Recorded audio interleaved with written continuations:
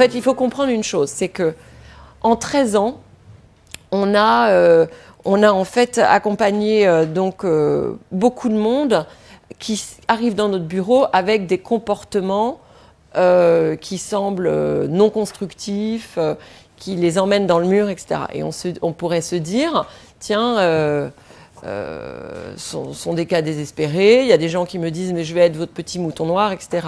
Et en fait, on se rend compte, et c'est ça qui nous anime depuis 13 ans, c'est que finalement, la transmission de clés affectives, qui sont celles que l'on va vous enseigner pendant cette formation, et qui manquent de manière extrêmement forte aujourd'hui à tout un chacun, parce qu'on ne l'apprend pas, va faire des merveilles sur la transformation et le pilotage de la vie affective de la personne que l'on accompagne. Donc, ce que je veux dire, c'est qu'il y a deux grandes approches clés de notre métier.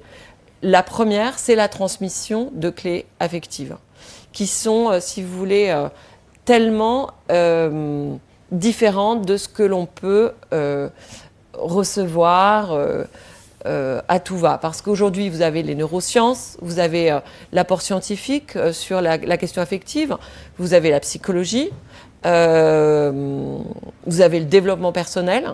Et donc, on va avoir, par exemple, la question de la confiance en soi, où chacun, en effet, arrive dans mon bureau en me disant souvent je manque de confiance en moi, j'ai besoin d'avoir confiance en moi pour trouver l'amour, etc. On se dit que voilà, il faut d'abord être construit soi-même pour être heureux en amour. Sauf que le problème, c'est qu'avec une approche comme celle-ci, eh bien, on a des gens qui se lancent dans la vie amoureuse à un certain âge, puis ensuite qui se disent, bon, bah non, finalement, je vais me construire, qui vont aller en thérapie et qui vont se retrouver finalement à 40 ans sans avoir commencé à construire leur vie amoureuse.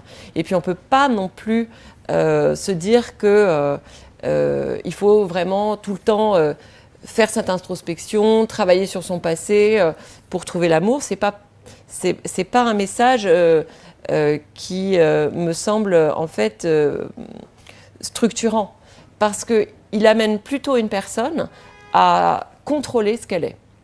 Et donc le gros travail dans notre formation, c'est d'aller justement vous expliquer quelle est cette disposition qui permet de créer une connexion émotionnelle avec quelqu'un, que l'on ait confiance en soi ou que l'on n'ait pas confiance en soi, puisque moi j'ai 50% de ma clientèle féminine qui sont des femmes absolument super, voilà, qui réussissent professionnellement, qui sont belles, qui ont tout ce qu'elles veulent, et pourtant elles ne trouvent pas l'amour. Donc la confiance en soi n'a rien à voir avec l'amour, et cette connexion émotionnelle liée avec la notion de fragilité, de vulnérabilité, eh bien voilà ce que l'on va vous expliquer dans la formation, comment en fait on accompagne une personne pour se remettre dans une disposition qui va justement lui permettre de créer une connexion émotionnelle forte, où elle va pouvoir se livrer en vérité et sortir de tout ce maelstrom où on peut imaginer qu'il faut contrôler son image, il faut parler de ses atouts, il faut montrer sa confiance en soi.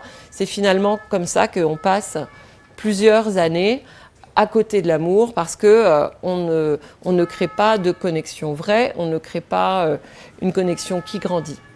Donc ça, c'est la partie vraiment transmission de connaissances. Et nous, ce qu'on sait bien faire chez Love Intelligence, c'est expliquer comment on met une personne dans cette disposition-là. Cette disposition, justement, qui permet d'être touchée, qui permet de créer ce pont émotionnel. Le deuxième impact fort, il est évidemment sur la méthodologie que l'on vous transmet. Donc comment amener une personne d'un point A à un point B sur une période courte. Donc on verra le nombre de mois nécessaires, évidemment, mais en général, on fait un accompagnement sur 5 ou 6 mois. Dans cette méthodologie, on vous transfère beaucoup d'outils. Donc